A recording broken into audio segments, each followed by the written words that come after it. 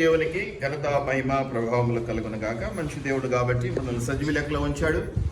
ఇంకొక ఆదివారం ఈ విధంగా పరిశుద్ధ దినాన్ని గడపడానికి అవకాశం ఇచ్చినాడు. దాన్ని బట్టి కూడా దేవునికి వందన.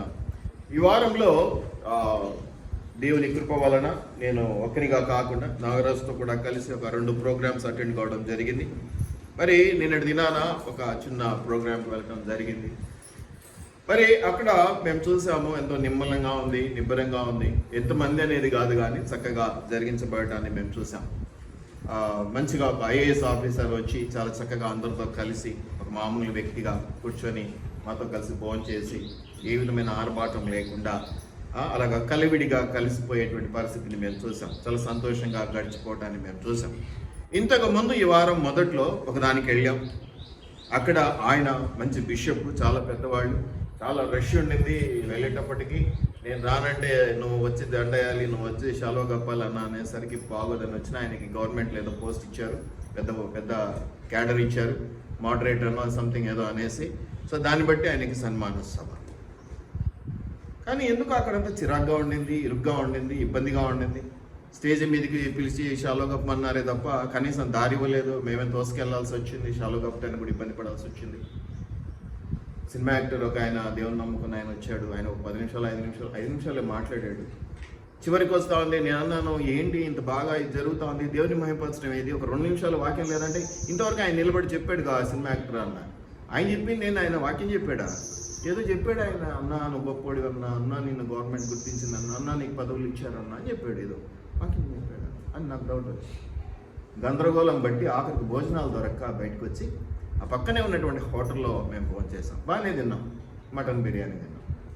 ఓకే, 2 సంఘటనలు ఈ వారంలో.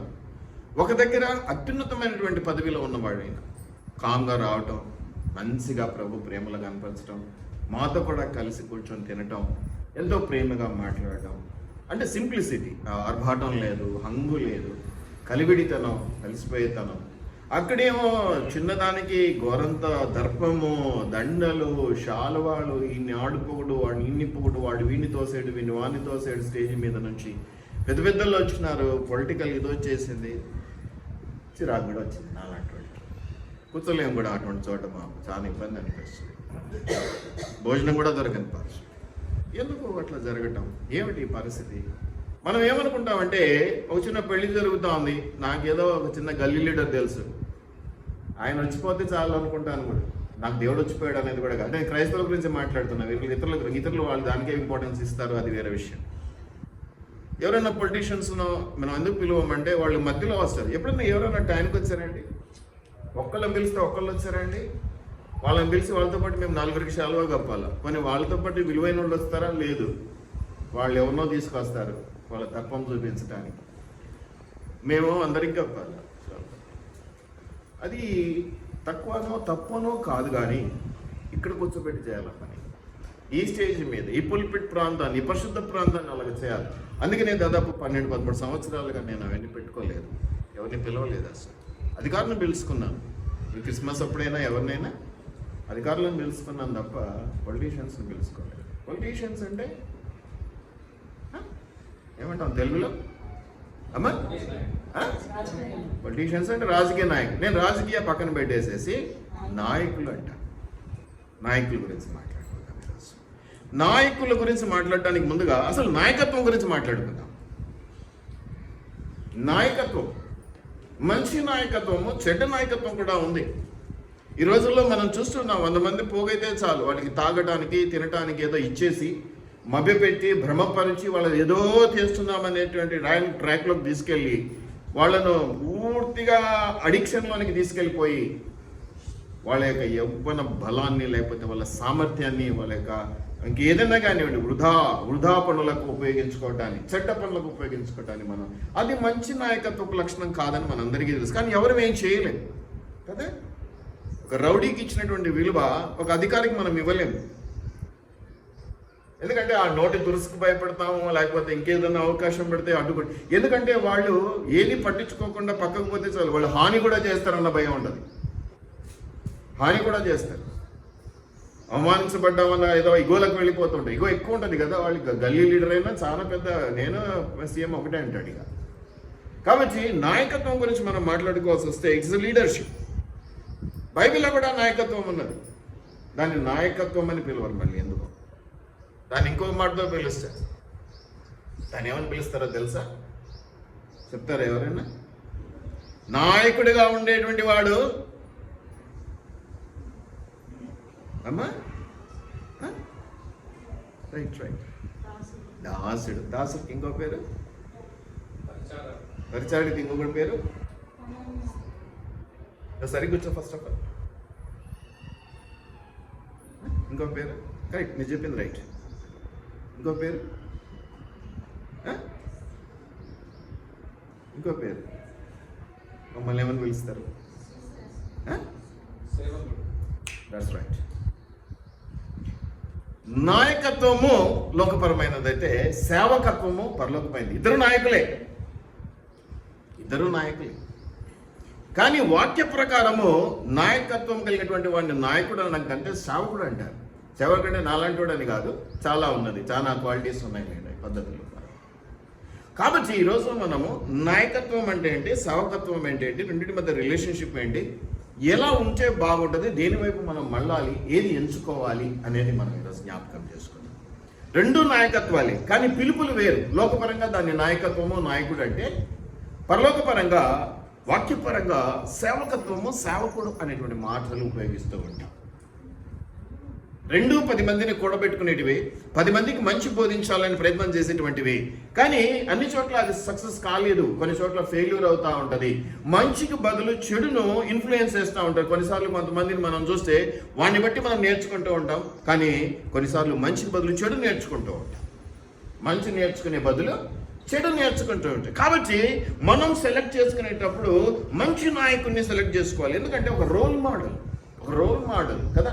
ఆయన తినే స్టైల్ కాడ నుంచి, ఆయన వేసుకునే బట్టల స్టైల్ కాడ నుంచి, ఆయన నడిచే నడక స్టైల్ కాడ నుంచి మనం అలవాటు చేసుకునే ప్రయత్నం చేస్తూ ఉంటాం. ముఖ్యంగా యవనస్తులు కటింగ్ కాడ నుంచి మా హీరో ఇలాగా పెట్టుకుంటున్నాడు కాబట్టి నేను అలాగే పెట్టుకుంటాను అనేటువంటి విపరీతనంలో వెళ్ళిపోతుంటారు. కాబట్టి అతి మంచి నాయకుడిని సెలెక్ట్ చేసుకోవాలి. ఒకవేళ అది గీన జరగకపోతే రాంగ్ రూట్లోకి వెళ్ళిపోతాం. ఆ నాయకుడికి ఏం జరుగుతుందో మనకు తెలియదు, కానీ నీ జీవితం అయితే సంగనైపోతుంది. ఇందులో అనుమానం ఏమీ లేదు. కాబట్టి నువ్వు ఎవరిని వెంట వెళుతూ ఉన్నావు, ఎవరు నిన్ను ఎలా ప్రోత్సహిస్తూ ఉన్నారు, ఎలాంటి అడుగులు వేస్తే నువ్వు ఎదుగుతావు, అభివృద్ధి చెందుతావు. ఈ రోజుల్లో అభివృద్ధి ఎదగటం అంటే మళ్ళీ లోకపరంగా 3 కాన్సెప్ట్లు కనిపిస్తూ ఉంటాయి కదా. పేరు, ప్రతిష్ట, డబ్బు, వాహనాలు కదా. ఇప్పుడు అదే ఒక పొలిటీషియన్ సింపుల్గా వచ్చి చెప్పులు వేసుకొని వచ్చి అన్న అంటే నువ్వు పట్టించుకోవు. కార్లో వచ్చి కొంచెం ఇట్లా డాంబికంగా గంజి పెట్టిన బట్టలు వేసుకొని వెనక ఒక 20 మందిని వేసుకొని వస్తే చేతులు కట్టుకొని నిలబడి కూర్చోబెడతావు కదా. ప్రార్థన ఆపైనా కూర్చోబెడతావు, ప్రార్థన మధ్యలైనా కూర్చోబెడతావు, ఏదైనా చేస్తావు. ఎందుకంటే అలా కూర్చోబెట్టకపోతే ఆయన 10 నిమిషాలు ఆపుకొట్టి నిలబడలేడు. ఎందుకంటే వాక్యం మధ్యలో ఉంటుంది, మనం ఆపలేం కదా. అయినా కూడా ఆపాల్సిందే వస్తుంది. సో దాన్ని బట్టి మనం ఎంత దిగజారిపోతున్నామో అర్థమైంది. కాబట్టి లోకపరమైనటువంటి నాయకత్వమా, పరలోకమైనటువంటి సేవకత్వమా. సేవకుడు అనగానే నన్ను చూసుకోకండి, యు ఆర్ ఆల్సో సేవకుడే. మీరు ఎవరికి వారు రాజులే, మహారాజులే, సేవకులే, నాయకులే. ఇందులో అనుమానమే లేదు. దాన్ని ఎలా ముందుకు తీసుకువెళ్తున్నాం అనేదే మనం ఆలోచించవలసింది. అందరం గొప్పోళ్ళమే, అందరం మంచోళ్ళమే. కానీ ఎవరు ఎలా ఉన్నారు, దాని ద్వారా ఎవరు ఇన్ఫ్లుయెన్స్ అవుతున్నారు. ఇన్ఫ్లుయెన్స్ అంటే ప్రభావితము. వాళ్ళని చూసి ఎవరు ఎలా నేర్చుకుంటున్నారు. నువ్వు ఈరోజు 12 గంటలకు వస్తున్నావు, నీ కొడుకు కూడా అదే నేర్చుకుంటాడు. రేపు పొద్దున నీవు దిక్కుమాలిన సమయం దొరికి 10 గంటలకు బయలుదేరితే ఇంకా టైం కాలేదు డాడీ, 12 కాలేదు కదా అంటాడు. ఖచ్చితంగా అంటాడు. ఇందులో అనుమానమే లేదు. నీ పిల్లలకు నువ్వు అది దారి చూపిస్తున్నావు కాబట్టి, ఇక దరిద్రమే కాబట్టి, పాస్టర్లు ఏమనకూడదు కాబట్టి ఏమన్నాడు, అది మామూలుగా జరిగిపోతా. నాయకత్వము అంటే నాయకుడిగా నన్ను చూడమనో, నాయకుడిగా వాడిని చూడమని ఎవ్వరూ లోపం లేని నాయకుడు లేడు. కానీ ఆ లోపాలను సరిదించుకునేవాడు నిజమైన నాయకుడు. తను సరి చేసుకుంటూ ఇతరులను సరిచేసేవాడు నిజమైన నాయకుడు. అవునట్రే కాదంటారు. కానీ ఈ రోజుల్లో ఏమైపోయిందంటే సినిమాలు వస్తూ ఉన్నాయి, ఇన్ఫ్లుయెన్స్ చేస్తూ ఉన్నాయి కదా. ఇప్పుడంటే ఏదో పుష్ప చూసాం, కానీ పాత రోజుల్లో ఒక నాయకుడు అనే సినిమా ఉండే. దేవుళ్ళకు రాకముందు కాబట్టి చూసినాం. అబద్ధం ఎందుకు, ఇప్పుడు కూడా మీరు చూస్తుంటారు, కానీ మాకు అంత ఓపిక ఉండదు కదా. దొంగతనం అన్నా చేయి, ఇత్తడి పని అన్నా చేయి, తనను నమ్మిన వారిని బాగా చూసుకుంటుంటే నాయకుడు అంట. ఎవరమ్మా? పాత సినిమా కమల్ హాసన్ కదా నాయకుడు. వాడు చేసేది చెడ్డ పని, వాడు చేసేది స్మగ్లింగే, కానీ తనను నమ్మిన వారిని ఇప్పుడు అంతే కదా. ఇప్పుడు ఏదో కొత్త సినిమా వచ్చిందంటగా, ఆడ కూడా అంతే కదా. ఆడవాళ్ళని ఏమన్నంటే ఓర్చుకోడంట, కానీ ఆయన స్మగ్లింగ్ చేస్తాడంట. సో అట్లా కొన్నిసార్లు ఇవన్నీ ఎటు తీసుకెళ్తున్నాయి ప్రజలు అంటే అది మనకు తెలియదు. మనం తక్కువ ఎత్తుకు ఎదగలేదు, వాళ్ళని ప్రశ్నించేంత ఎత్తుకు ఎదగట్లేదు, క్రిటిసైజ్ చేసేంత లేదు, మనకి ఏమీ లేదు. నేను మాత్రం ఖచ్చితంగా వాక్య ప్రకారం ఏం జరుగుతుందో మాత్రమే మనం అనుకోగలం. అంతవరకే మన పరిధి, అంతవరకే మనం ఆలోచించగలం కూడా. ఎందుకంటే ప్రపంచాన్నంతా మార్చడానికి మనకు ఓపిక లేదు, సమయం లేదు, తీరిక లేదు. కాకపోతే మనం ప్రార్థన చేయవచ్చు. ప్రార్థించటం మాత్రం మన పని, అది మాత్రం చేస్తూ ఉంటాం. కాబట్టి వీటిని మనం జ్ఞాపకం పెట్టుకుంటే చాలా పెద్ద ప్రొసెసర్ ఉంది, చాలా పెద్ద మాటలు ఉన్నాయి. కానీ మనం అన్నీ ఆలోచన చేసుకోవాలండి. గంటన్నర పడుతుంది, మనకు వీలు కాదు. ఎందుకంటే లేటుగా వచ్చినోడు మళ్ళీ ఒంటి గంటకి వెళ్ళిపోవాలి. 1:30 దాటితే బయటికి పోయినాక అంటాడు గంట సేపు చెప్పిండు మా అయ్య, అర్థం కాకుండా గంట సేపు చెప్పిండు అంటాడు. కాబట్టి మామూలే, కాబట్టి ఇవన్నీ కూడా మనం అనుకోవడానికి లేదు. కాబట్టి అసలు నాయకత్వం ఏమిటి అంటే ఒక మాట నేను చెప్తాను. ఏదో మనం అంటే ఒకటి గుర్తుపెట్టుకోండి, పరిచయం ఏదో చేస్తున్నాం, పని ఏదో చేస్తాం కాదండి. పని ఏదో చేస్తున్నామంటే చేస్తున్నాం, ఉంటున్నామంటే ఉంటున్నాం, ఇట్లా కాదు. ఒక స్థిర దృక్పథంతో చేయాలి, ఒక మంచి ఒపీనియన్తో చేయాలి, మంచి దృష్టితో చేయాలి. అది పద్ధతి. ఒక లక్ష్యం ఉంటుంది. కొంతమంది పాత రోజుల్లో లీడర్స్ని చూస్తే అసలు లక్ష్యాల కోసం బ్రతికినటువంటి వాళ్ళు ఉన్నారు. మళ్ళీ చెడ్డవాళ్ళు ఏం లేరు. ఈ రోజుల్లో అంత పొల్యూట్ అయిపోయిందేమో, కానీ పాత రోజుల్లో లక్ష్యాల కోసం బ్రతికినటువంటి వాళ్ళు ఉన్నారు. ఇప్పుడు కూడా ఉన్నారు కొంతమంది ఎమ్మెల్యేలు. ఇల్లు లేదు, ఏం లేదు, సైకిళ్ళ మీద తిరుగుతుంటారు. వాళ్ళని చూస్తే ఎంత మంచివారు. నిజంగా వారిని దీవించమని మనం ప్రార్థన చేస్తూ ఉంటాం, అందులో అనుమానం ఏం లేదు. ఇవాళ తెల్ల చొక్క వేసుకోగానే రేపు కారా, హెలికాప్టర్ అనేటోళ్ళు కూడా ఉన్నారు. అందులో ఉన్నారు, ఇందులో ఉన్నారు. కాబట్టి ఏది మంచి ఏది చెడు అనేది అనలైజ్ చేసుకొని ఎటు వెళ్తే నువ్వు బాగుపడతావు, ఎటు వెళ్తే నువ్వు దీవెనకరంగా ఉంటావు నలుగురికి అనేది మనం జ్ఞాపకం చేసుకోవాలి. కాబట్టి లోకరీతిగా నాయకుడు అంటే బైబిల్ రీతిగా సేవకుడు అన్న విషయాన్ని నేను మీకు జ్ఞాపకం చేస్తున్నాను. మొదటి ఈ మాట ఎందుకు చెప్పాను, చివరిలో కంపారిజన్ తీసుకొచ్చి చెప్పకుండా అంటే ఇప్పటి నుంచే మీరు ఆ దృక్పథంతో చూస్తారు నేను చెప్పే మాటలను అని. ఇది లోకపరంగా, ఇది పరలోకపరంగా, ఇది నాయకుడు, ఇది సేవకుడు, ఇద్దరూ గొప్పవారే. ఇద్దరు 10 మందిని మంచి వైపు నడిపించాలని ప్రయత్నం చేస్తూ ఉన్నారు. కానీ లోకరీతిగా కొన్ని చోట్ల ఫెయిల్యూర్స్ ఉన్నాయి అనేది మనం జ్ఞాపకం చేసుకుంటాం. సిద్ధాంతపరమైనటువంటి నమ్మకాలతో బ్రతికినటువంటి నాయకులు కొంతమంది ఉన్నారు. వాళ్ళు ఆ సిద్ధాంతాల కోసమే బ్రతికారు, ఆ సిద్ధాంతాల వల్ల చనిపోయినారు. అయినా కూడా ఆ నాయకత్వాన్ని ఇప్పటికీ మనం జ్ఞాపకం పెట్టుకుంటాం. అటువంటి నాయకుల్ని ఇప్పటికీ జ్ఞాపకం చేసుకుంటాం. అటువంటి వారిని మనం పూజిస్తాం, ఆరాధిస్తాం, ఆదరిస్తాం, వారి గురించి మంచి మాట్లాడుకుంటూ ఉంటాము. ఇది మనం జ్ఞాపకం చేసుకోవాలి. ఏదైనా సరే మనం ఈ రోజుల్లో కొంచెం తలవంతులు ఉన్నాయి, లేకపోతే కొంత ప్రతిభ ఉంది, కొంత స్కిల్ ఉంది అంటే చాలు, ఇక వాళ్ళకి పట్టం కడుతూ ఉంటాం.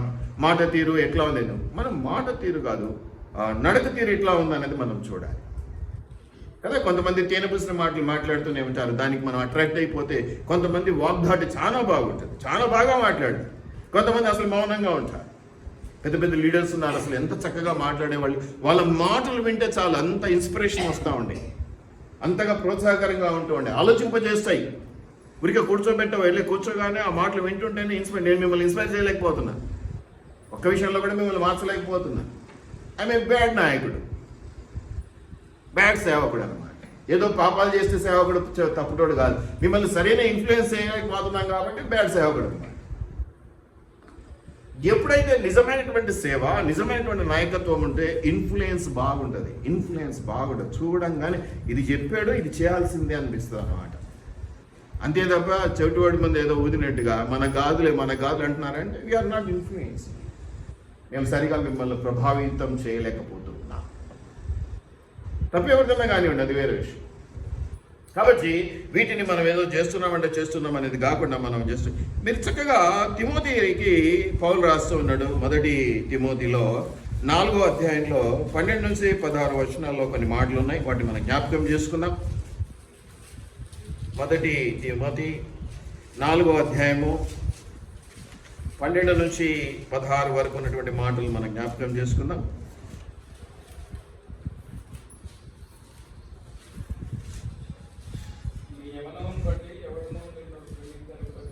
నీ యవ్వనమును బట్టి ఎవడును నిన్ను తృణీకరింపనీయకము, కానీ మాటలోను, ప్రవర్తనలోను, ప్రేమలోను, విశ్వాసములోను, పవిత్రతలోను. దిస్ ఈస్ ద నాయకత్వం. దాన్ని నేను సేవకత్వం అని మీకు చూపిస్తాను. అంటే నిజముగా నేను ఇన్ఫ్లుయెన్స్ చేయాలి అంటే, నిజమైనటువంటి నాయకత్వపు సేవకత్వపు పద్ధతిలో నేను నడవాలి అనే దానికి కొన్ని ఉదాహరణగా ఇవి చెప్తున్నాడు. ఏమేమిట్లో ఎలా అని చెప్తున్నాడు అంటే, మరి చక్కటి మాటలు ఉన్నాయి. ఎవడును నేను తృణీకరింపనీయకము యవనమును బట్టి ఆ మాటలను బట్టి ఏమంటాడు, మాటలోను ప్రవర్తనలోను, మాటలు చేతులు అన్నీ ఒకటిగా ఉండటాన్ని మనము చూసుకోవాలి. మాటల్లోను, చేతల్లోను, ప్రవర్తనలోను, ప్రేమలోను, విశ్వాసములోను, పవిత్రతలోను, విశ్వాసం. ఎవరికి మాదిరిగా అండి? లోకానికి మాదిరిగా అంటే కుదరదు. ఎందుకంటే మనం అన్ని వాళ్ళకి తప్పులే. మనం కూర్చున్నా తప్పే, మనం లేచినా తప్పే, మనం బండి అటు పెట్టినా తప్పే, మనం బండి ఇటు పెట్టినా తప్పే వాళ్ళకి. ఎందుకంటే వాడి దృష్టి అంతా కూడా కౌరవ దృష్టి కాబట్టి.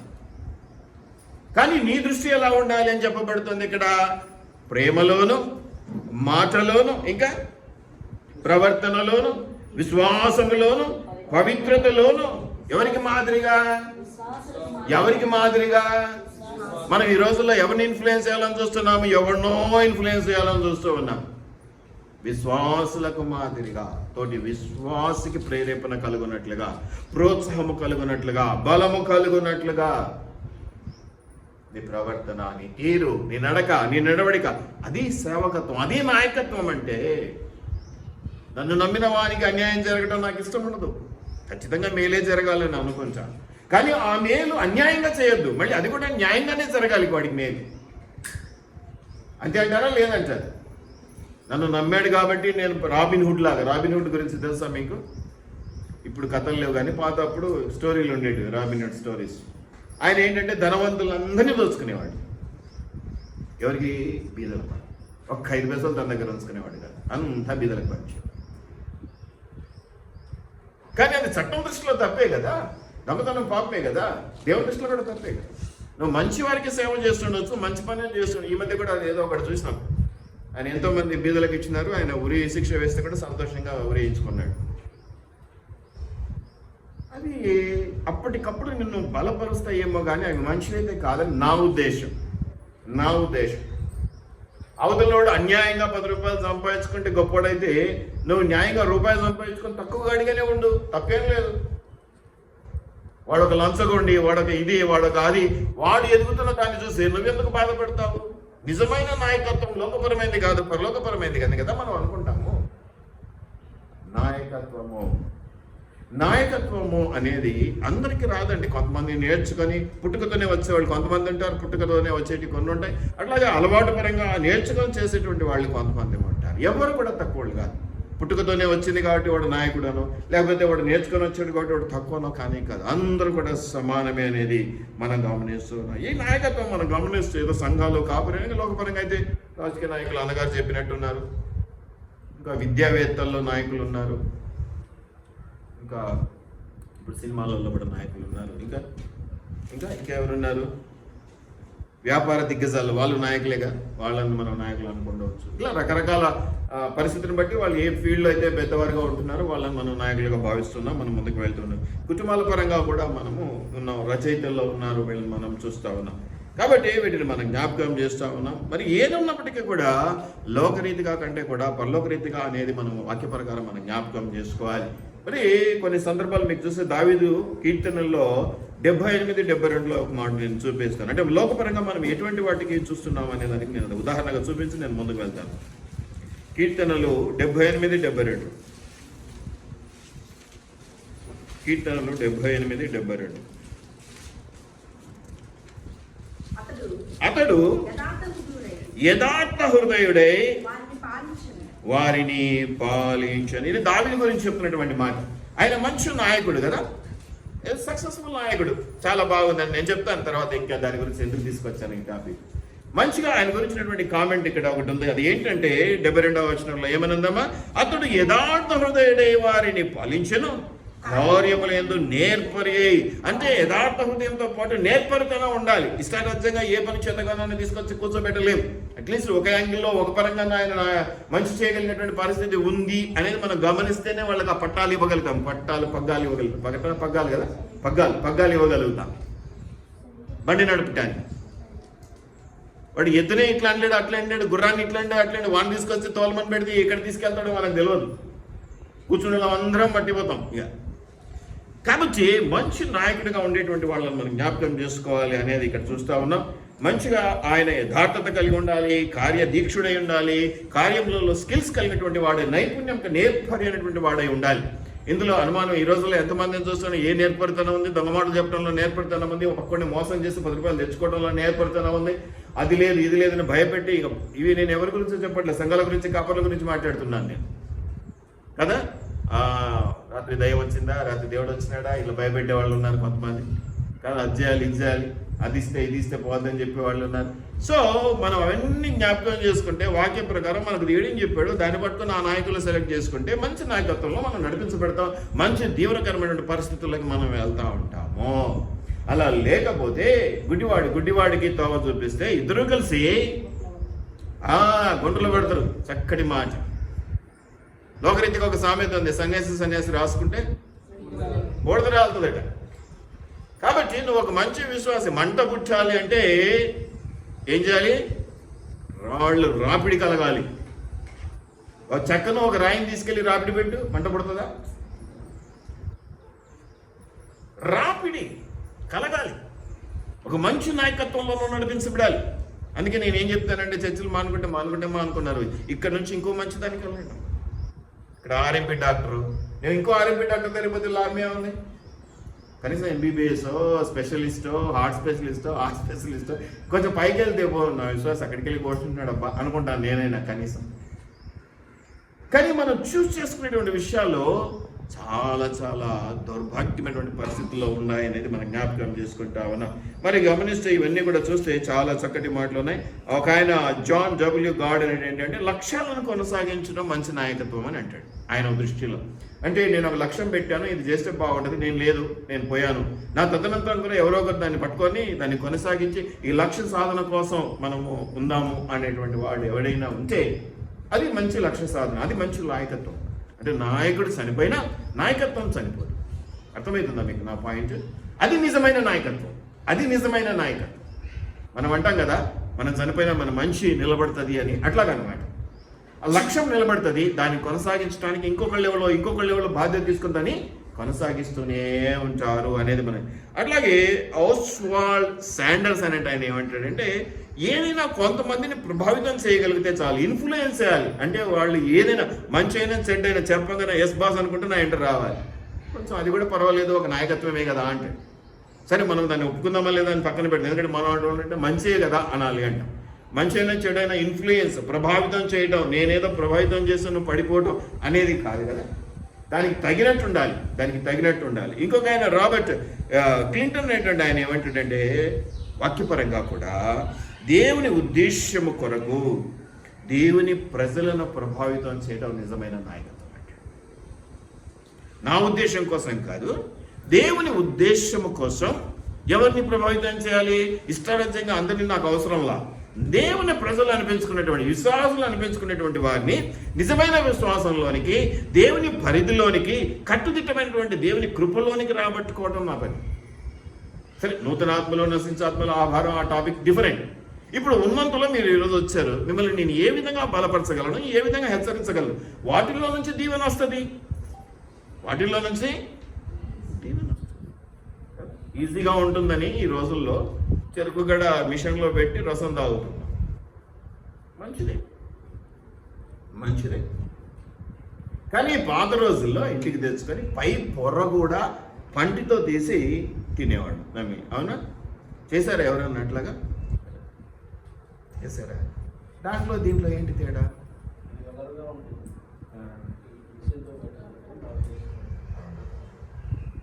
నేనేమంటానంటే, అప్పుడు అట్లా నిలబడ్డారు కాబట్టి పళ్ళు గట్టిగా ఉన్నాయి, మంచి ఆరోగ్యంతో ఉన్నారు. ఇప్పుడు ఏంటంటే అన్ని జ్యూస్లు చేసుకొని తాగడంతో పళ్ళు తొందరగా ఊడిపోయి ముసళ్ళు అవుతున్నారని నేను అనుకుంటున్నాను. టేస్ట్ గురించి నాకు గుర్తులేదు, కానీ నేనేమనుకుంటున్నానంటే పళ్ళ బలం అది. కానుపు కూడా వదిలిపెట్టకుండా నమిలేవాళ్ళం. ఇప్పుడు కొంచెం నమిలా కానీ అబ్బా నీ టూత్పేస్ట్లో ఉప్పు ఉందో అనే టైప్కి వచ్చేసాం కదా. ఇది నాయకత్వం. ఎవరు తీసుకెళ్లారు ఆ పక్కకి? ఎటు వెళ్ళిపోయాము? ఎందుకు వెళ్ళిపోయాము? దయచేసి జ్ఞాపకం పెట్టుకోండి, ప్రేమ. కాబట్టి ఒక్కొక్కరి ఉద్దేశంలో ఒక్కొక్కరి పరిస్థితి ఒక రకంగా ఉంటుందేమో, కానీ ఏదేమైనప్పటికీ కూడా మరి మంచి నాయకుడు అంటే ప్రజలను ప్రభావితం చేసేటువంటి వాడు. అది ఇద్దరా ముగ్గురా ఒకరని నేను అదే అంటాను. నా వాళ్ళు ఒక్కళ్ళు ప్రభువుల బలపడి నిలబడ్డాను సార్ కదా. ఒక కాపురి అంట చాలా సంవత్సరాలుగా సేవ చేస్తున్నాడంట, కానీ ఎవరూ ఒకరుగా అంటే ఒక మంచి నాయకత్వంలో కానీ ఒక మంచి శిష్యరికంలో కానీ రాలేకపోతున్నటువంటి పరిస్థితుల్లో ఉండిందంట. పాప అంతా అయిపోయింది, విసుగైపోయి 15 ఏళ్ళు 20 ఏళ్ళ తర్వాత ఆయన వెళ్ళిపోయాడట. పాప ఊరు వదిలేసి ఇంకా నా వల్ల కావట్లేదు, ఏమీ నేను ఇన్ఫ్లుయెన్స్ చేయలేకపోతున్నాను. అయితే ఆ ఊర్లో ఆయన ద్వారా ఇన్ఫ్లుయెన్స్ అయిన ఒకడు ఉన్నాడు. ఆ తర్వాత ఆయన బయటకు వచ్చాడు. అదే లక్ష్యాల సాధన కొనసాగింపు. ఆయన వెళ్ళిన తర్వాత ఆయన పనిని అక్కడ ఆయన కొనసాగించి వేల లక్షల మంది ప్రభువును నమ్ముకునేదానికి స్వార్థ ప్రచురానికి ఉపయోగపడ్డాడని మనకు కథ. ఆయన పేరు నాకు గుర్తులేదు, కానీ నేను చెప్తాను. ఇటువంటి చరిత్రలు మనం లోకంలో చదువుతూ ఉంటాం, వింటూ ఉంటాం. అట్లుండాలి మన ఇన్ఫ్లుయెన్స్ ఎట్లుండాలి? అట్లుంటుంది మనతోని అట్లుండాలి. దయచేసి జ్ఞాపకం పెట్టుకోండి, మంచి నాయకుడు ప్రజలను ప్రభావితం చేశాడు. ఒకటి గుర్తుపెట్టుకోవాలి, దైవిక విధానం అనేది మనం ఇక్కడ మాట్లాడుకుంటున్నాం. లోక విధానం మనకు అవసరం లేదు కాబట్టి అక్కడ కూడా మంచిగా ఇన్ఫ్లుయెన్స్ చేస్తే ఇంకా బాగుంటుంది. చెడ్డ వైపు కాకుండా తాగడానికి తినడానికి ఇచ్చి 10 మందిని వెంట తిప్పుకోవడం కాకుండా వాళ్ళకి మంచి భవిష్యత్తు చూపించి వాళ్ళని స్థిరంగా నిలబెట్టి మంచి ఉద్యోగాలు ఇప్పించి వాళ్ళని పైకి తీసుకొని వస్తే వాళ్ళ కుటుంబాలను నిలబెడితే అంతకంటే ఇంకా గొప్ప నాయకత్వం ఇంకొకటి లేదు. ఈ రోజుల్లో మనం కొంతమంది ఫోటోలు వాళ్ళ గుళ్ళలో వాళ్ళ బెడ్రూమ్లలో కూడా పెట్టుకొని కొంతమంది నాయకులను కొలుస్తున్నారు. ఎందుకంటే వాళ్ళు ఆ విధంగా ఇన్ఫ్లుయెన్స్ చేశారు వాళ్ళని, ప్రజల్ని. కాబట్టి మనము మంచి నాయకుడిగా ఉండటాన్ని మనం కలిగి, అలాగని లోపం కలిగిన నాయకులు లేరా? లోపం నీకు అనవసరం.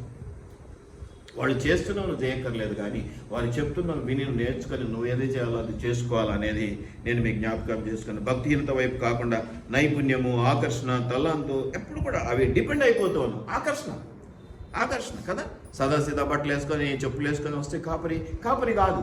సూటు బూటు మా కాపరి చెప్పుకోవడానికి కూడా కొంచెం గ్రాండ్గా ఉంటుంది కదా. మా కాపరి కార్లో వస్తాడు, మా ఇంటికి కంటెస్టాలో వస్తాడు, మెర్సిడెస్లో వస్తాడు, బెంజ్ కార్లో వస్తాడు అని చెప్పుకోవడానికి ఆస్కార్. అట్లా నాయకులను చూస్తే కొంతమంది కాపర్లు కూడా అలవాటు అయిపోయారు. కొంతమంది వాళ్ళలాగా ఒక 10 మంది లేకుండా బయటికి రారు. పాపం ఈ రోజు దేవుళ్ళలోకి వచ్చి కాపరి అనిపించుకున్నా ఖచ్చితంగా రేపు బైబిల్ పట్టుకో. ఆయన మొయ్యడు, పాపం కాపరి కదా, కొంచెం ఎదిగిన కాపరి కాబట్టి బైబిల్ మోయడానికి పాపం అసిస్టెంట్లు కావాలి.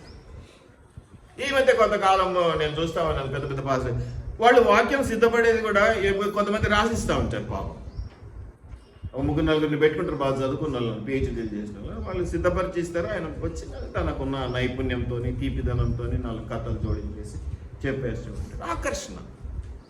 సదాసీదంగా ఉంటే కాపరి కాదు, కొంచెం బట్టలు గ్రాండ్గా ఉండాలి కదా, సింపుల్. మొత్తం కలిపితే 2-3 వేలు కూడా కాదు.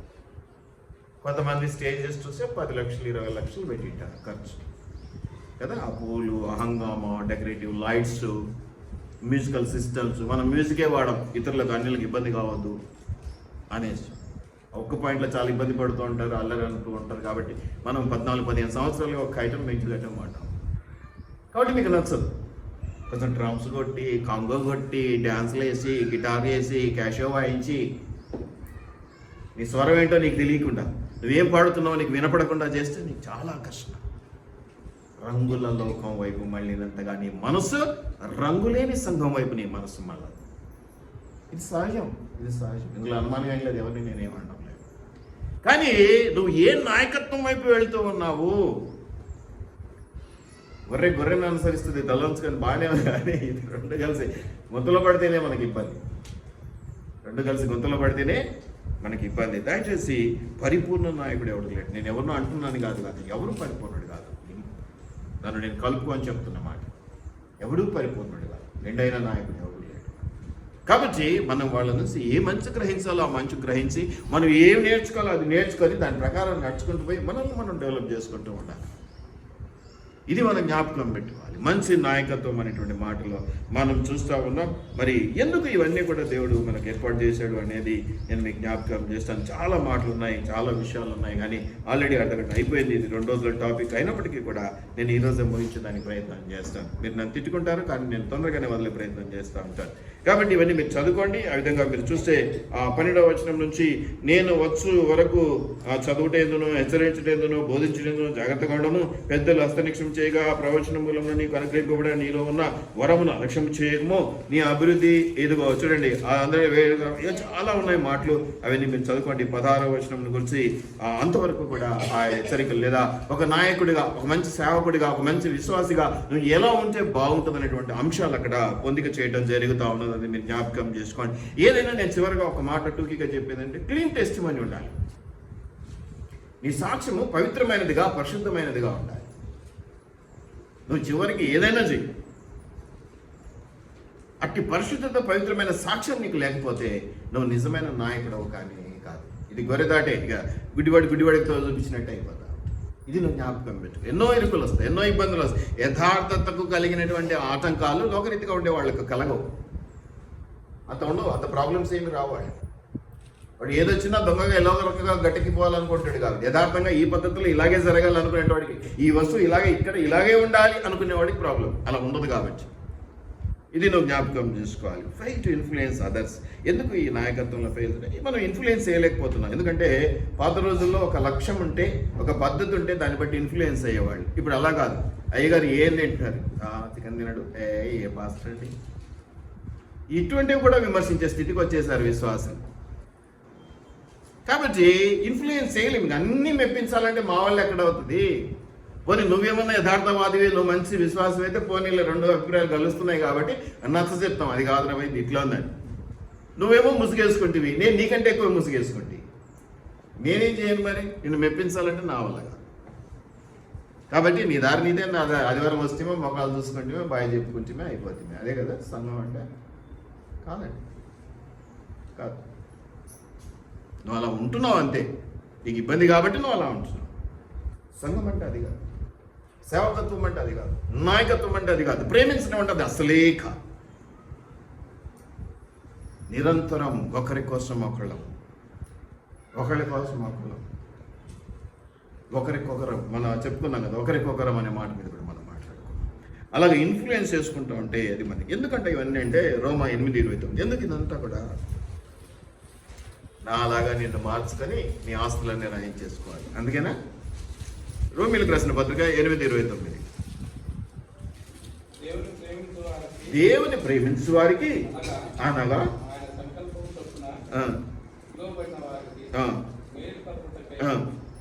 మీరు 28 చదువుతున్నారా? 29 చదవండి అయితే.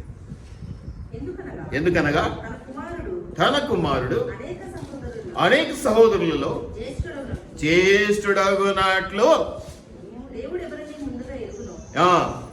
వారు ఎవరితో సారూప్యం అండి? ఎవరితో పోలికగా ఉండటానికండి?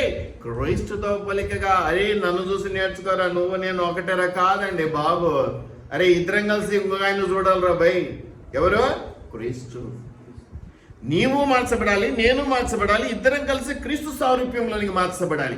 ఆ పోలిక చొప్పున నడుచుకోవాలి. అందుకోసం పిలుచుకున్నాడు దేవుడు. లోకానికి ఇది వంట పట్టదు. క్రీస్తు గురించి మాట్లాడమే వాళ్ళకి ఇష్టం ఉండదు. కాబట్టి ఇష్టమున్న నీవు చేయాలి. నువ్వేమో నామక వాస్తే అయిపోతుంది. అందుకే వాడికి అవతల అంతగా ఛాన్స్ వచ్చింది, అవకాశం వచ్చింది. నువ్వు కరెక్ట్గా ఉంటే నీ జోలికి రావడానికి వాడికి అంత ధైర్యం సరిపోద్దా? దయచేసి జ్ఞాపకం పెట్టుకోండి, క్రీస్తు సారూప్యంలోనికి మార్చబడాలి. నేను నిన్ను ఇన్ఫ్లుయెన్స్ చేసేది నాలాగా మార్చబడి నా తదనంతరం సీట్ ఎక్కి నువ్వేదో కదా ఈ రోజుల్లో కదా నేను ఎమ్మెల్యే అయినా నా తర్వాత నా కొడుకు నా బిడ్డలు అని. పాత రోజుల్లో అది కూడా లేదు పాపం. ఎవరు నమ్ముకుంటే వాళ్ళని నిలబెట్టేటోళ్ళు అవసరాన్ని బట్టి. కానీ మనకట్లా లేదు. నాకున్నది నీకు, నీకున్నది నాకు కాదు, మన ఇద్దరికి ఉన్నది క్రీస్తు సారూప్యంలోనికి మార్చబడటానికి దేవుడు ఎన్నిక చేసుకున్నాడు. అది నిజమైన నాయకత్వం. ఆ నాయకత్వం వైపు నడిపించబడటానికి ఈ ప్రయాణంలో, ఈ సమయంలో నేను పడిపోతే నువ్వు సాయం చేయాలి, నువ్వు పడిపోతే నేను సాయం చేయాలి. ఒకరికొకరు సహాయం చేసుకుంటూ రాకడ వరకు కనిపెట్టుకుని ఉండాలి. ఈ నాయకత్వం అంటే ఏ నాయకత్వం? క్రీస్తుతో కూడినటువంటి నాయకత్వము, క్రీస్తును అనుసరించేటువంటి నాయకత్వము, క్రీస్తు ద్వారా మనకి ఇవ్వబడినటువంటి నాయకత్వము. అదే సేవకత్వము. ఎందుకంటే రోల్ మోడల్గా ఆయన నాయకుడిగా ఉండి చెప్పింది చేసింది వేరే, చెప్పింది చేసింది వేరే. అదేంటో నేను మీకు చెప్తాను. దయచేసి జ్ఞాపకం పెట్టుకోండి ప్రియమైనటువంటి దేవుని బిడ్డలారా. అనేకం ఉన్నాయి. క్రీస్తు యెహోషువ, మీకు సమయం సరిపోదు, రెఫరెన్స్ త్వరగా తీసుకోండి. యెహోషువ 7వ అధ్యాయము 10, 21, 22 10వ వచనము మరియు 21, 22 వచనాలు. అట్లాగే న్యాయాధిపతులు 8వ అధ్యాయం 22, 23 వచనాలు. ఇవన్నీ ఉన్నాయి. అయితే నేను కొంచెం కొన్ని నెగటివిటీస్ తీసుకొని, అంటే నాయకత్వంలో కొన్ని 1-2 లోపాలను చూపించేసి, నేను టైం సరిపోదు కాబట్టి నేను సేవకత్వంలో ప్రభు చూపించినటువంటి మంచి 1-2 చూపించి నేను ముగించేస్తాను. ఇటు 2 అటు 2. సో మనం ఈ రోజుల్లో చూస్తున్నాం కదా, నేను కూడా కదా ఏమి పనికి రాకపోయినా పెట్టుకుంటా. ఏవి రెవరెండ్, డాక్టర్ అని, అవేం పనికిరావు. కాకపోతే లోకపరంగా ఏదో చెప్పుకోవాలి కదా, ఏమి తెలియనివాడు వస్తే వారికి గవర్నమెంట్ లైసెన్స్ ఉంది రూపాయలు. అటు టైం ఒక ఆయన ఉన్నాడు పాపం మన దగ్గర కూడా, అందరికీ తెలుసు పాపం. దేని వెంట పరిగెడతారండి సహజంగా లోకము? కీర్తి, ఏదో 3 ఉంటాయి కదా అవి. కీర్తి, నేనే అందించిన, మీరు మీ తరం చెప్తున్నారా? కీర్తి, స్త్రీ అంటే కాంత. ఓకే, కేతో మొదలది 3 కేస్ అంటారు కదా, అదే అది ఎస్తో స్టార్ట్ అయ్యేది. అవే ఇవి కూడా కీర్తి, కాంత, కనకం. కీర్తి అంటే ప్రతిష్ట, పేరు ప్రతిష్టల కోసం పడిపోతాడు వాడు. నాయకత్వం అంతా దేని వైపు పడుతుంది? పేరు తెచ్చుకోవాలి, మళ్ళీ 10 ఓట్లు పడాలి నాకు అన్న టైంలో వెళ్ళిపోతాడు. రెండవది ఏంటి? కాంత, స్త్రీలోలత్వం. మూడవది ఏంటి? కనకం, సంపద. ఇక పేరు ప్రతిష్టల గురించి మనం చెప్పక్కర్లేదు, ఏది చేసినా గుర్తింపు కదా. అంత చివరిలో వచ్చి ఇట్లా అనేసి మొత్తం నేనే చేసిన అని చెప్పుకుంటుంటారు, ఇవి సహజం. అట్లాగా ఈ కనకం అంటే ఏంటి? డబ్బు. ఇక డబ్బు విషయంలో నేను మీకు ఈజీగా చెప్పగలిగేది, ఒక డాక్టరేట్ ఆయన ఉన్నాడు పాపం. ఏం పేరు ఆయన పేరు? ఆయన పెద్ద ప్రవక్త దగ్గర అసిస్టెంట్ పాస్టర్. ఆ పెద్ద ప్రవక్త పాపం తన దగ్గరికి ఎవరో కొంచెం ధనంగా తీసుకుని వదుపరా అన్నాడు. ఈడు పాపం పరిగెత్తుకుంటూ వెళ్ళి తెచ్చుకున్నాడు. ఎవరు? గెహాజీ. చూడండి, ఆ ప్రవక్త దగ్గరికి ఎవరు వచ్చారండి? నయమానేనా కదా? కుష్ఠవ్యాధితో ఉన్నాడు, ఏదో చిన్న బిడ్డ చెప్పింది, వచ్చినాడు. ఆయనేమో ఫుల్ బిజీగా ఉన్నాడు కదా. ఈ రోజుల్లో వచ్చాడు నాయకుడు అనగానే ప్రార్థన పక్కన పెట్టి, బైబిల్ పక్కన పెట్టి 2 సార్లు అని కూర్చోబెడతారు కదా. పాపం ఏలియా గారికి అంత ఏలియానే ఎలిషన్ అన్న, ఆయనకు అంత ఓపిక లేదో తీరిక లేదో, ప్రేయర్ చేసుకుంటున్నాడు. వచ్చినాడయ్యా అంటే, వచ్చినాడా? ఏమంట? ఏదో కుష్ఠవ్యాధి. సరే పోతాడు, యోర్దాన్లో ఏదో మునకలేసిపో అన్నాడంట. ఆయన పాపం ఏమనుకున్నాడు? నేను సైన్యాధిపతిని, వెనక చూడు బండ్ల మీద, రథముల మీద ఏం తెచ్చినాడు? డబ్బు, దశకం, పట్టు సీరలు. ఏలియా గారికి సంసారం లేదేమో పాపం, ఉంటే తెలిసింది పాపం ఏలియా మా అన్నకు కదా. ఈ రోజుల్లో కాపర్ల భార్యలు కూడా రిస్ట్రిక్షన్స్ పెడతారు. ఇవాళ పొద్దున బయటికి పోతే సాయంత్రానికల్లా జోబులో 1000 రూపాయలు లేకుండా ఇంటికి రావాలనేటోళ్ళు కూడా ఉంటారు. పాపం ఆయనకి ఇంగ్లంబడి విజిట్లు పెడతాడు పొద్దులేస్తాను. గెహజీలుగా తయారైపోయినటువంటి సేవకత్వం, గెహజీ సేవకత్వం అంటారు. దాన్ని ఏమంటారంటే గెహజీ సేవకత్వం. సరే, ఆయన పాపం ఏదో అయ్యింది, మునకలేమన్నాడు, బాగా అయింది, కథ అంతా మీకు తెలుసు. పాపం మునకలేసినాక మళ్ళీ వచ్చినాడేమో పాపం కదా. ఏమన్నాడో ఏమైందో జరగదు. గెహజీ పాపం వాళ్ళు వెళ్ళిపోతా అంటే భార్య గుర్తుకొచ్చింది. ఈయనకంటే భార్య లేదు, పిల్లలు లేదు, నాకేమో ఇంటికాడ తెచ్చినావా, ఏం తెచ్చినావా అని అడుగుతుంది. ఏం కథ నాయన పాపం ఏం చేసినాడు? రథాల మీద పోతున్న వాళ్ళను వెంబడించిపోడు. చూడండి, ఒక్కసారి చూడండి, ఆశ ఎంత చెడ్డదో. పేరాశ. రథాలంటే ఏంటంటే ఆషామాషి కాదండి. గుర్రాలు కట్టి పరిగెత్తిచ్చినాడంటే మనిషి పరిగెత్తి అందుకోవటం కుదిరే పని కాదు. అది అంత స్పీడ్గా పోతుంటాయి రథాలు. అవునంటారు కాదంటారు? గుర్రంతో పాటు పరిగెత్తి పట్టుకోవడమేనా అది?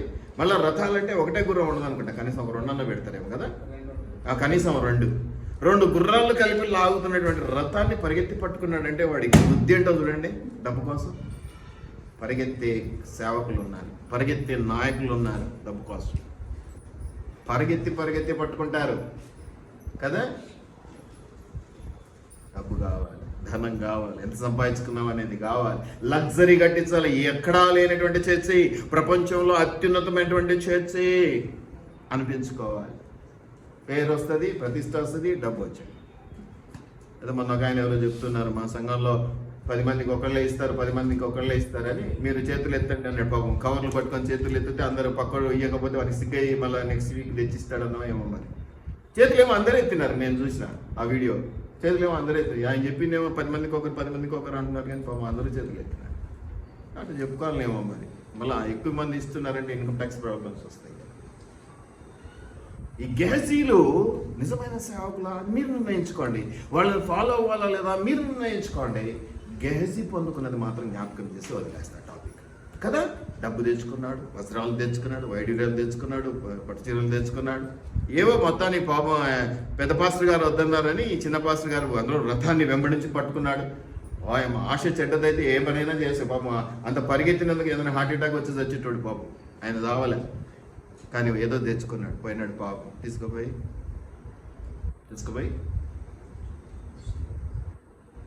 తలుపు తగ్గాడు. లేదు బైబిల్, నేను చెప్తాను. ఎందుకంటే అప్పటికే ఏదో జరిగింది కదా, కొత్త కథ అంతా జరిగింది.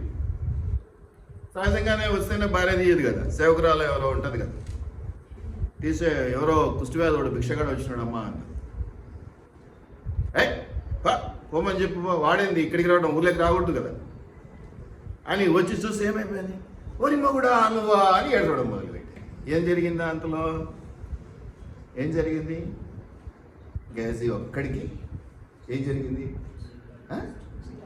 ఒక్కడికి ఏమొచ్చింది? శాపం. నువ్వు అన్యాయంగా సంపాదించుకునేటువంటి ఆ డబ్బు వల్ల నీకు నష్టం జరిగి నీ కుటుంబానికి అంత శాపం తరతరములకు నిలబడేటువంటి పరిస్థితి వచ్చింది. Be careful. అటువంటి నాయకుల జోలికి, అటువంటి నాయకత్వం జోలికి వెళితే ఎందుకు వద్దంటామో, ఎందుకు పోకూడదంటామో మాకు అనవసరం, కానీ మీకు మాత్రం అవసరం కాబట్టి ముందే చెబుతున్నాను. Be careful. తరతరముల శాపం పొందుకోకండి. సింపుల్గా ఒకటి ఉంటే చాలు, ఆడిటోరియాలు కట్టుకోవాల్సిన పని లేదు. 100 మంది ఉంటే చాలు, 1000 మంది అవసరం లేదు. 1000 మంది గొర్రెల్లో వాడి పేరేంటో కూడా నాకు తెలియదు, నా పేరేంటో కూడా వాడికి తెలియదు. అలాంటి పరిస్థితులు కూడా నాకు వెళ్తూ ఉంటాం. ఈ గెహజీలు కథ, గెహజీ నాయకత్వం చదువుకోవాలండి. ఇంకోటి కూడా చెప్తాను, త్వరగా సమయం అయిపోతుంది కాబట్టి. ఇంకోటి ఏంటి? రెండవది, దీంట్లోనే పేరు కూడా చెప్పేశాను కాబట్టి పెద్దగా అవసరం లేదు. ఉదాహరణలు చాలా ఉన్నాయండి, మీకు చాలా ఉదాహరణలు ఉన్నాయి, మీరు గమనించుకోండి. 2వ రాజుల 5వ అధ్యాయంలో ఉంటుంది గెహజీ గురించి. 2వ రాజుల 5వ అధ్యాయంలో ఉంటుంది. అట్లాగే 1 సమూయేలు 8:3 కూడా ఉంటుంది. ఇవన్నీ కూడా మీరు జ్ఞాపకం చేసుకోండి. తర్వాత ఇంకోటి ఏంటమ్మా, నేను చాలా రెఫరెన్స్లు ఉన్నాయి, నేను టూకీగా చెప్తాను. 2వది ఏమన్నా, కీర్తి కనకం అయిపోయింది. ఇంకోటి ఏంటి?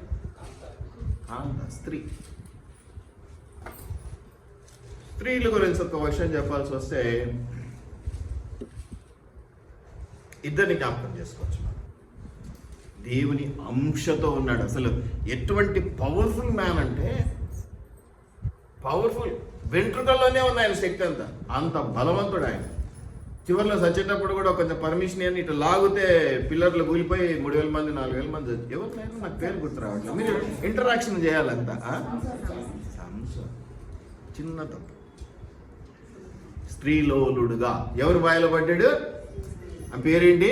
చాలా బాగుంటుంది పేర్లు. ఇప్పుడు ఆ పేరు కూడా మంచిగా పెట్టుకుంటారు. తెలియలా ఏం జరిగింది, ఎటువంటి జవాబు వచ్చినాడు? మీకు ఇంకా ఉదాహరణలు అవసరమా? కీర్తి కాంత నట్టేట ముంచి నాశనం చేసేటువంటి ఐటమ్స్, నిన్ను మంచి నాయకుడిగా నిలబెట్టకుండా నరికేసేటువంటి పరిస్థితి. ఎవరి దాకా ఎందుకు, సంసోన్ కథ అంతా మీకు తెలుసు కాబట్టి, చిన్నప్పటి నుంచి సండే స్కూల్లో విన్నారు కాబట్టి. ఇప్పుడు నేను దావీదు గురించి ఒక మాట చెప్పాను. ఎటువంటి నాయకుడు అమ్మా ఆయన? యథార్థవంతుడై తన మంచి కార్యముల చేత, స్కిల్స్ చేత ప్రజలను పాలించినటువంటి వాడు కదా. సక్సెస్ఫుల్ లీడర్ అండి కదా, చాలా సక్సెస్ఫుల్ లీడర్ కదా దావీదు కదా. నా హృదయానుసారం ఇదే చెప్పుకుంటాం, నేను కూడా అదే చెప్తాను, ఎందుకంటే నా పేరు డేవిడ్ కూడా కాబట్టి. హృదయానుసారుడు, నేను కూడా దేవుడు. కానీ మీకు తెలుసా, ఒక బ్లాక్ మార్క్ ఉంది ఆయనకి, చెడ్డ మత్స ఉంది ఒకటి.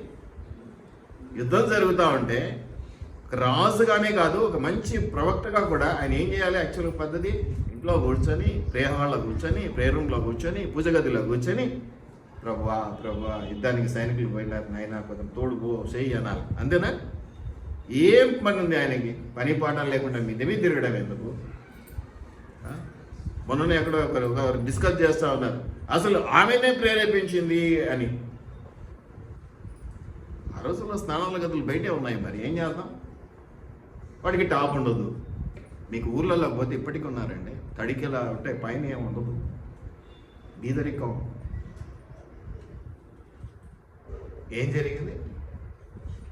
జరిగింది? తర్వాత దేవుడు జ్ఞానసరుడు కాబట్టి క్షమించాడు, తర్వాత బలపరిచాడు, అంత అయింది. ఈవెన్ సంసోన్ని కూడా చివరిలో మళ్ళీ దేవుడు కృప చూపించాడు. అందులో దేవుని కృప నిరంతరం ఉండదు, ఇందులో అనుమానమే లేదు. నష్టపోయాడా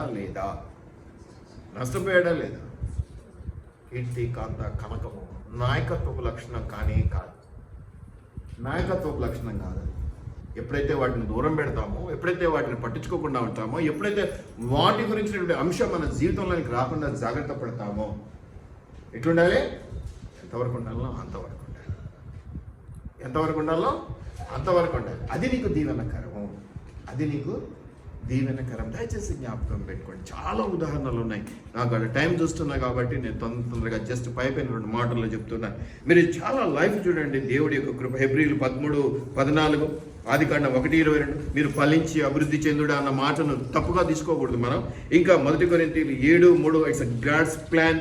1 కొరింథీయులు 7:4 అప్లికేషన్స్. ఎలాగైతే దేవుని యొక్క మాటలు మన జీవితాలకు అప్లై చేసుకొని, వినడం కాదు, అప్లై చేసుకొని వెళ్తూ ఉండాలి. చాలా కష్టం, చాలా ఇబ్బందులు వస్తాయి, చాలా ఇరుకులు వస్తాయి, అయినా కూడా తప్పిపోకూడదు. మనం ఇబ్బంది పడినటువంటి పరిస్థితులను బట్టి జారిపోకూడదు అని చేసి. అంతేకాకుండా 1 కొరింథీయులు 7:5, మరి సంసోను కథ అయితే ఎక్కడుందమ్మా?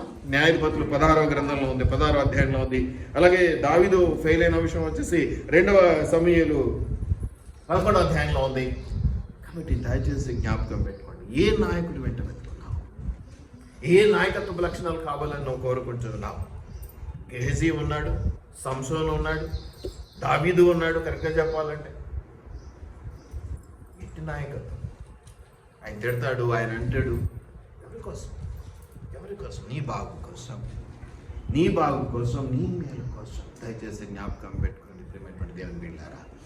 అటువంటి నాయకత్వం మనకు అక్కర్లేదు, అటువంటి షోపుటప్ మనకు అక్కర్లేదు, అటువంటి డ్రెస్అప్ మనకు అవసరం లేదు. మనం different. Simplicity, simple but powerful. ఎట్లుండాలి? Simple but powerful. ఈ మాటలు మనం ఆలోచింపజేసుకునేటువంటి పరిస్థితుల్లో కొనసాగించుకోవాలి తప్ప ఏదో చెప్పామో విన్నామా, తలుపు దాటంగానే మర్చిపోయాను. ఏం చెప్పాడంటే బాగా చెప్పాడు, అంటే వీకెండ్ క్లాస్ అన్నట్టే ఉంది. ఏం చెప్పాము అనేది కాదు, దాని నుంచి నేర్చుకోవాల్సింది ఏంటి? ఒకటి గుర్తుపెట్టుకోండి ప్రియమైనటువంటి దేవుని బిడ్డలారా, ఎన్ని కార్యాలు చేసినా నీ యొక్క ప్రవర్తనలో, నీ క్యారెక్టర్లో ఎన్ని నేర్చుకున్నావు అనేది ముఖ్యం. అందరికీ చెప్పి నేను దారి తప్పిపోతే అని ఎవరన్నారు? లాభం ఏమిటి? అందరికీ చెప్పి నేను దారి తప్పిపోతే లాభం ఏమిటి? మీరు వచ్చినా రాకున్నా, మీరు విన్నా వినకపోయినా, మీరు నాతో ఉన్నా ఉండకపోయినా, నన్ను నేను దేవుని ఎదుట నిలబెట్టుకునే పరిస్థితుల్లో నేను ఉండగలగటమే నిజమైన నాయకత్వం. అది నాయకత్వం. నాతో పాటు నలుగురిని నిలబెట్టుకోవాలనుకోవడం తాపత్రయం. అది ఉంటుంది, ఎవరికైనా ఉంటుంది కదా. రేపు పొద్దున లెక్క అడుగుతాడు కదా, నాతో పాటు ఎంతమంది నిలబెట్టుకోవాలి? 2 చాలు, 100 మంది కూడా నాకు అవసరం. ఒక నిజమైనటువంటి నాయకత్వ లక్షణాలు ఉన్నటువంటి మంచి సేవకుడు, మంచి కాపరి 99 ఉన్న వాటిని పక్కన పెట్టి ఒక్క తప్పిపోయిన దానికోసం ప్రయాసపడుతూ ఉంటాడు. వాళ్ళని పదే హెచ్చరిస్తూ ఉంటాడు, ఇట్లా కాదు నైనా, ఇట్లరా అని. కారణం ఏంటంటే వాడు తప్పిపోయాడు, ఆల్రెడీ తప్పుదోవలో ఉన్నాడు. వాడికేమో అది విసుగు, మాకేమో పోతే ఒకటి ఎందుకు పోవాలి అని మనం అనుకుంటాం. మంచి కాపరి యొక్క లక్షణం 99 దొడిలో ఉన్న వాటిని వదిలిపెట్టి తప్పిపోయి మార్గం తప్పినటువంటి ఒక్కదాని కొరకు ప్రయాసపడ్డాం. ప్రేమైనటువంటి దేవుని బిడ్డలారా, ఇవన్నీ కూడా చాలా ఉన్నాయి. అహంకారపూరితమైనటువంటి నాయకత్వం ఉన్నది కదా. వాడేంటి వీడేంటి, ఇప్పుడు మన పొలిటీషియన్స్ చూస్తూ ఉన్నాం, ఎంత అహంకారపు మాటలు ఉంటాయో కదా. ఒకరు తూన్నాడు, సరే వాళ్ళు లోకంలో ఉన్నారు, వాళ్ళని అనడానికి లేదు, కానీ దేవుళ్ళు ఉన్నటువంటి మనం ఎలా ఉన్నాం అనేది మనం జ్ఞాపకం చేసుకోవాలి. పవర్ ఆఫ్ అథారిటీ ఎలా ఉపయోగించుకుంటాం అనేది మనం జ్ఞాపకం చేసుకోవాలి. ఇప్పుడు ఇద్దరి గురించి చెప్తున్నాను కదా. ఇప్పుడు డబ్బు విషయంలో గెహజీని చూపించాను, స్త్రీ విషయంలో సంసోను, దావీదు అనుకున్నాం. ఇంకొక ఆయన చూపిస్తాను, మీ అందరికీ తెలుసు, సక్సెస్ అయిన వాడు ఉన్నాడు. తెలుసు మీకు పేర్లు గబక్కిని చెప్పాలి. ఇవన్నీ మీకు తెలియకనా జస్ట్ మెమరీలోకి తీసుకొస్తున్నాను. యోసేపు ఎన్ని ఇటువంటి వాటి గురించి వెళ్ళాడు. అధికారం దక్కింది, అన్ని దక్కినాయి కదా, ఏదైనా వదిలిపోయినా ఏది లేదు. మళ్ళీ ఏమన్నా మళ్ళీ పూర్తి సుఖాల్లో ఉన్నాడా? అట్లేం లేదు, మళ్ళీ కష్టాల్లో కూడా ఉన్నాడు. అన్నీ ఉంటాయండి, అన్నీ ఉన్నాయి. అన్ని రకాల రుచులు మనం చూడాల్సిందే, వదులుకోవటానికి లేదు. యోసేపు గురించి మాటలు మీరు చాలా చక్కగా చూడగలుగుతారు కదా. యోసేపు సక్సెస్ఫుల్ కదా, మంచివాడు కదా. అన్నల ద్వారా లేదా కుటుంబం ద్వారా వచ్చిన శ్రమలన్నీ తట్టుకున్నాడు. ఫరో భార్య ద్వారా వచ్చినటువంటి శ్రమలను తట్టుకున్నాడు. ఎన్నో శ్రమలు అనుభవించినాడు. అటన్నిటినీ అంటే ఏమంటారు, కిందికి నెట్టేసి ఎదిగి ప్రధానమంత్రి స్థానంలో కూర్చున్నటువంటి వాడు కదా. కాబట్టి అతన్ని మనం జ్ఞాపకం చేసుకుంటున్నాం. ఇవన్నీ అయిపోతే నేను మీకు ఒక మాట, ఇక సేవకత్వంలో మరి దేవుడు ఏం చెప్పాడు అనేది, అంటే నెగటివిటీస్ గురించి మాట్లాడుకున్నాం, పాజిటివిటీస్ గురించి మాట్లాడుకొని 2 మాటలతో నేను ముగించేస్తాను. ప్రేమైనటువంటి దేవుని బిడ్డలారా, నేను ఇంతకుముందు కూడా చెప్పినాను, అసలు యాక్చువల్గా ఈ స్లేవ్ అంటే బానిస బ్రతుకు అని అనుకుంటాం, కానీ సేవకత్వంలో ఉన్న మాధుర్యం చాలా గొప్పది. ఆ ప్రేమలో ఉన్న గొప్పతనం చాలా పెద్దది. దాన్ని మనం ఏమాత్రం నెగ్లెక్ట్ చేయలేము. మరి మత్తయి సువార్త 20 నుంచి 28 వరకు మనం చూస్తూ ఉన్నాం. అట్లాగే మరి యోహాను సువార్త 13లో కూడా మనం చూస్తూ ఉన్నాం. మీరు గమనించినట్లయితే ఆయన అప్పగింపబడుతున్నటువంటి ఆ యొక్క దినానికి ముందు రోజు ఆయన మేడగదిలో ఈ యొక్క పస్కా భోజన విషయంలో కూర్చున్నప్పుడు శిష్యుల పాదాలు కడగటాన్ని మనం చూస్తూ ఉన్నాం. శిష్యుల పాదాలు ఎలా కలుగుతున్నాడండి? తన యొక్క టవెల్ తీసి పాదములను నీళ్ళలో చేసి, పేదలు అన్నాడు, వద్దు కావాలంటే శరీరం అంతా కడుగంటే, లేదు మొత్తం స్నానం చేసిన వాడు కాళ్ళు కడుక్కుంటే చాలన్నాడు. ఇంత తగ్గింపు ద్వారా ఇది సేవకత్వం యొక్క మొదటిది. నేను పెద్ద పాస్టర్ను, నాకు కారు ఉండాలి కదా. ఈయన బెంజ్ కారు కొనిస్తే ఈయన ఇంకొక ఆయనకు బెంజ్ కారు కొనిస్తాడు. పాపం సేవకులు కదా, పాపం నేనే బాగుపడుతున్నాను నువ్వు అనుకోకూడదు, నువ్వే బాగుపడుతున్నాను ఇంకొకరు అనుకోకూడదు. కాబట్టి ఇచ్చిపుచ్చుకోవడం చాలా బాగుంటాయి. గన్మెన్లు పెట్టుకుంటున్నారు పాపం నాయకులు, లోకపరమైన నాయకులను చూసి. పాస్టర్లు కూడా గన్మెన్లు ఉన్నారు, చూసారా? గన్మెన్లు సహజమా, సమంజసమా? ఎవరిని చూసి ఏం నేర్చుకుంటున్నాం? మనల్ని చూసి లోకం నేర్చుకోవాలి. మనల్ని చూసి లోకం నేర్చుకోవాలి. నేర్చుకోకపోయినా పర్వాలేదు, కానీ లోకాన్ని చూసి మనం నేర్చుకోవాలి. మీరు లోకానికి ఉప్పై ఉన్నారు, కానీ మీకు లోకం ఉప్పుగా లేదు. మీకు లోకం ఉప్పుగా లేదు. దయచేసి జ్ఞాపకం పెట్టుకోండి ప్రేమైనటువంటి బిడ్డలారా.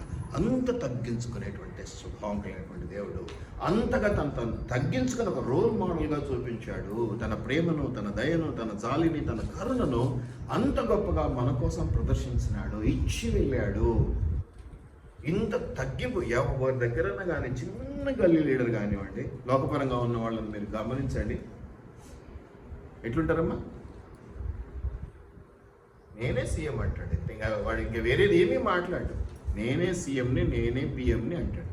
వాడి ఈగో ఏ లెవెల్లో ఉంటుంది తెలుసా? వాడు చెప్పిందల్లా మనం వినాలి. ఒక్క మాట దగ్గర ఏదైనా తూచి కొంచెం అట్లా వచ్చింది అనుకో, ఏదో పోనీలే ఇంకా వీని బతికిడు అనుకోరు. ఏం చేస్తారో తెలుసా? కక్ష సాధింపు చర్యలు. ఇది పాస్టర్స్లో కూడా ఇప్పుడు ఎక్కువైంది. పాస్టర్స్ మాఫియా తయారైనట్టుగా తయారైపోవటాలు, బాధలు, ఇరుకులు, ఇబ్బందులను అధిగమించడానికి ఐక్యత. అందుకే ఐక్యత లేకుండా, ఐక్యత కావాలి. ఒకరినొకరం ప్రేమించుకోవాలి, సహకరించుకోవాలి, సహాయం చేసుకోవాలి. రాకడ వరకు చేయి పట్టుకొని వదిలిపెట్టకూడదు. అందరం వెళ్ళాలి ప్రభు దగ్గరికి. ఇది మన ఆశయం. దీన్ని బట్టి ఆయన సారూప్యంలోనికి మనం మార్చబడటం కోసం వీటిని జ్ఞాపకం పెట్టుకుందాం. తగ్గింపు ఒకటే కాదు, ఇంకా చాలా ఉన్నాయి, కానీ సమయం సరిపోవట్లేదు కాబట్టి నేను ఇక్కడితో ముగిస్తూ ఉన్నాను. కాబట్టి మనము లోకపరమైన వాటి కొరకు కాకుండా పరలోకపరమైనటువంటి వారి కొరకు ప్రయాసపడదాం. మంచి నాయకుల వల్లే మనం మెలగటానికి ప్రయత్నం చేద్దాం. మంచి లక్షణాలను నేర్చుకుందాం. మన రోల్ మోడల్ లోకపరమైన వాడు కాదు, పరలోకపరమైన యేసయ్య మాత్రమే. మనుషులం, లోటులు ఉంటాయి, లోపాలు ఉంటాయి, వాటిని నేర్చుకోమని నేను చెప్పట్లేదు, కానీ వాటిని అధిగమించి నువ్వు ఏదైనా నేర్చుకోగలిగితే నేర్చుకో. దాని ద్వారా ప్రభుని మహింపరచు. నిన్ను, నీ బిడ్డలను, నీ కుటుంబాన్ని దేవుడు ఎప్పుడు ఆశీర్వదిస్తాడు. ముగించుకుందాం, ప్రార్థన చేసుకుందాం. తగిలినటువంటి దేవానికి వందనాలు అయ్యా. నాయకత్వము, సేవకత్వం అనేటువంటి అంశాలను మేము ఈరోజు జ్ఞాపకం చేసుకున్నాం. లోకపరమైనటువంటి నాయకత్వం కాదు, కానీ పరలోకపరమైన సేవకత్వమే గొప్ప నాయకత్వం మేము నమ్ముతున్నాం. నీ నామంలో మాకు ఇచ్చిన ఆశీర్వాదాన్ని బట్టి వందనాలు. నిజమే తండ్రి, కీర్తి, కాంత, కనకం అనేటువంటి వాటి వైపు వెళ్తూ ఉన్నాం. లోకపరమైనటువంటి ఆశల వైపు వెళ్తూ ఉన్నాం అయ్యా. మరలు కలిపినటువంటి శరీర ఆశల వైపు మేము వెళ్తున్నాం. మేము మమ్మల్ని క్షమించమని వేడుకుంటున్నాం. నీ యొక్క మహిమాన్వితమైనటువంటి కార్యములలో అయా మేము పొందుకొని దీవించబడేలా సహాయం చేయమని, మంచి నాయకులుగా, మంచి సేవకులుగా, మంచి నీ పరిచారకులుగా, మంచి నీ బిడ్డలుగా మేము నిలబడడానికి సహాయం చేయమని నజరుడైన యేసు నామంలో అడిగి వేడుకొని ప్రార్థిస్తూ ఉన్నాము పరలోకపు తండ్రి. ఆమేన్.